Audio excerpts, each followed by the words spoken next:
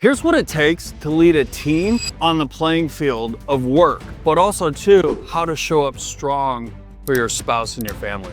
So Kim and I are empty nesters, and it's just her and I. Our kids are grown and they're out of the house. And so Kim and I work together on a daily basis. And what we find is sometimes we will drag our work home with us. And I'm still in like go mode, work mode, team leader mode. And I can tell sometimes she doesn't need a team leader. She doesn't need a boss. She needs her husband. And I realize that sometimes I come off too hard and that I have to pull back, switch my role from boss guy to being a loving husband.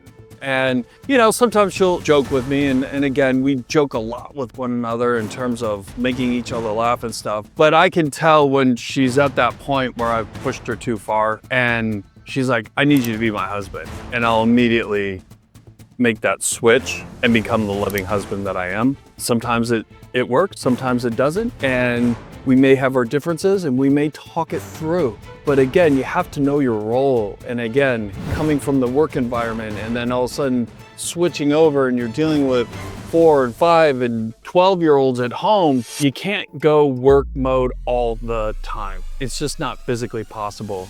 And if you want a loving family and wanting a family that communicates and talks with one another, these are things that you have to learn to do.